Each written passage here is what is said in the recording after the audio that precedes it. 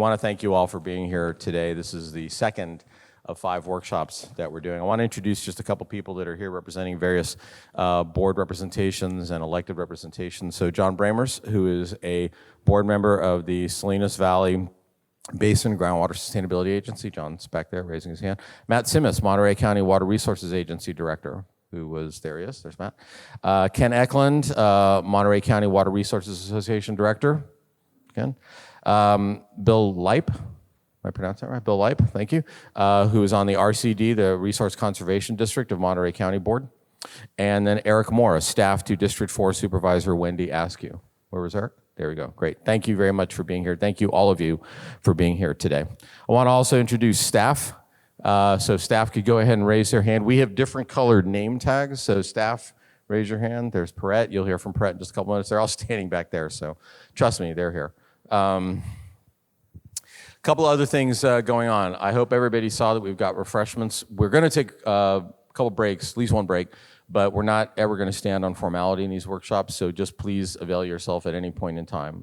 It's a lengthy workshop. We got great feedback after last Friday from several people that it didn't feel like the length of time that it actually is, which is what you want to hear, right? So we hope that you'll experience it the same way, but nonetheless, we want to make sure the blood sugar stays high, so go ahead and help yourself. We have a student survey that's being conducted by students from CSU Monterey Bay, so they are back there as well, so please avail yourself throughout the meeting to go back and see what they're talking about. We have Spanish translation, so if you need interpretation, Diego is back there, so if anybody needs Spanish interpretation, please approach Diego and he will get you all set up. And then lastly, on the basic logistics, if you didn't already see it, back to my right to the corner, there is an easel with a foam core map on it. And what we're asking everybody to do is, as we're doing these workshops, is to take a pin, kind of like if you've ever been in a restaurant on the road and you kind of know where people are coming from. We'd like to do the same. We kind of like to get a sense of how this distribution works. So there's push pins that are back there. Staff that are at the registration desk can help out, and just go ahead and put a pin in where you're located in or outside of the basin, so we can kind of have a little fun exercise there. So what I'd like to do at this point is just go over a couple of things and go over the agenda. You should have paper copies of the agenda on your table, and looks like this. So I'm just going to walk through it, read it through it. And then I'm going to talk a bit about really what the workshop purpose is. Okay. So in a minute, we're just going to talk a bit about a Salinas Valley overview, and that'll be led off by Piret Harmon, who's the general manager of the Salinas Valley Basin Groundwater Sustainability Agency, who is sponsoring this exercise. Then we're going to do a small group discussion, which I'll describe in a few minutes when we get to that. And then we'll hear just an overview, sort of more of a physiographic type of and a hydrogeologic overview from Abby Ostervar, who's a water policy specialist from Montgomery & Associates. Then we're going to go into a series of presentations, and I'll explain more in just a second what we mean by this, of planning for uncertainty, what we do, what can we do, and what do others do. And I'll describe that in just a second. Then we've got an exercise at the end. We really, really hope that you'll be able to stay. The exercise is a really fun exercise. It's a table exercise. It's one we've designed, and it really puts you in the driver's seat as being a water resource manager and making difficult decisions that have a lot of bearing on your constituents and deal a lot with uncertainty. So if you can all please stay through that exercise, it's a really fun exercise.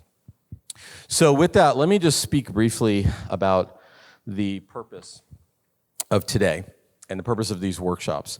I had opportunity working with the Groundwater Basin a little bit over a year ago to be engaging in conversations across the basin with a diverse set of stakeholders, one-on-one individual interviews on the topic that is historically referred to as demand management. And we know from here and elsewhere in the state that demand management is a very controversial and frankly scary topic, and it should be. And the people that feel concerned about it have a right to feel concerned about it, because what you see as how demand management is interpreted around the state, frankly, oftentimes is considered specifically about allocation. And that unnerves people, and it should. In the conversations that I had with people, what we found were a couple things. One was there was a very wide range of people who felt whether this groundwater agency should be even getting into the conversation about it or making any decisions. But more importantly, there was a broad range of perspectives of what was really meant by that, what was meant by demand management. And we got working on that and talking about that and doing the work that we do, the groundwater agency staff, myself, we were looking at it and trying to look through a different lens and recognizing that all, if not most of you in this room, deal with a wide range of, and have been dealing with a wide range of regulations and statutes and things like that that have come down through the years from the state, all of which have had something to do with water efficiency or water conservation, both urban and ag.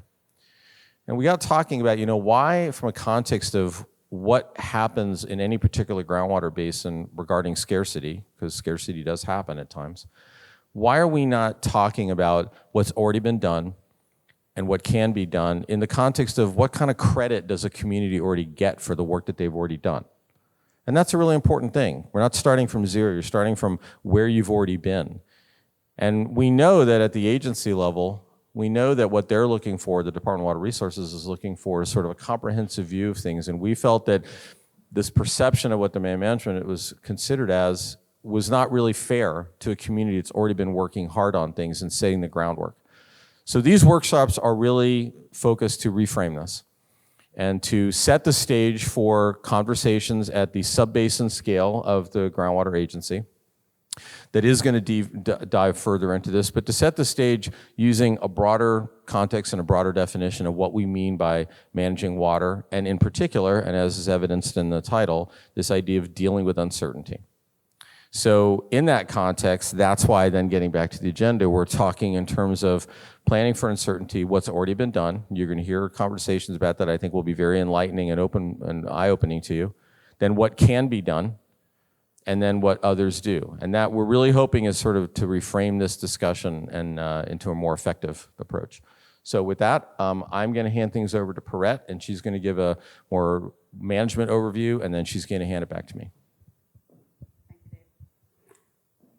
Well, good morning, everyone. I'm so pleased to see a lot of new faces, but also some people that really liked last workshop a week ago and came back. So we are going to do our best to keep you engaged, and hopefully you learn something. I'm going to start with telling a little story about myself. Most of the topics are focused on water today. I have a very personal story and relationship and connection with water, as do all of you. And that's what's really fascinating about water, is we all know about it, we have a reason to use it and plan for that. So I'm gonna step aside for just a moment. I came here to this country 30 years ago, and I came from a very different setting. Estonia was just barely had become re-independent again. But before that, all of my childhood and growing up years, it was part of USSR.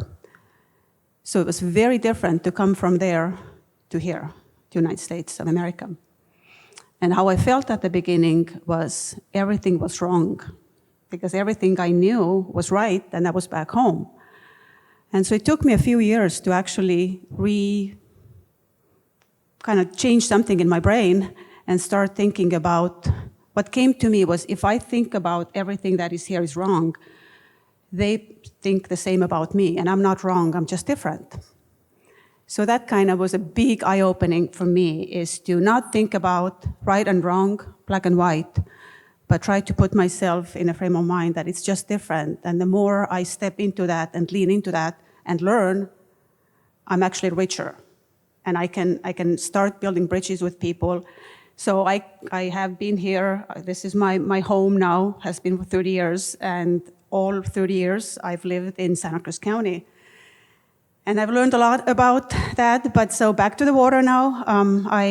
That goes back to, when I went to college, I picked my major, water supply and sewage, because my mom and dad met in the college when they both were studying to be sanitary engineers. So I have some water stories from there, and then I came here and I have worked a couple of decades in water management, and the more I work in water, the more I fall in love with that. Because it is fascinating. It is fascinating because it is so crucial for all of us. I mean, we know all of the stats. We can't live without water, even a day. Well, maybe a day we can. So what is it? It's a commodity. We trade it. It has price. It has value. It needs infrastructure. It needs policies. So it's a commodity. At the same time, it is a natural resource. And it's a precious resource, but it also is renewable resource. It's not like some others that if we use it up, we won't have more of it. We have today in the world as much water as we had when dinosaurs were here. So it's here. There's no less of it. It just happens to be at a different place, at the wrong place, wrong time, in comparison where we need it. So but it's a very unique natural resource. It also is one that is shared by all of us. We can't keep it. We know about the water cycle, how it moves. So we kind of saying that this is mine now because it happens to be here. It evaporates, moves someplace else, comes down there. And so kind of now connecting it back why this agency exists, because that precious resource and commodity needs to be managed. I don't think anybody disagrees with that. We can't just have it managing itself. And we, the people, have tried to manage it for centuries, and more so maybe last 60 decades. And if you look at all of the water management, or most of the water management agencies, they're about 60 to 100 years old. And they've done a good job, some of them better than the others. One thing that has not worked very well is they are very much focused on their jurisdiction. They have boundaries. All of those agencies, and in Monterey County, you know, there's Water Resources Agency, there's County Public Health, there is public and private utilities, there are small water systems.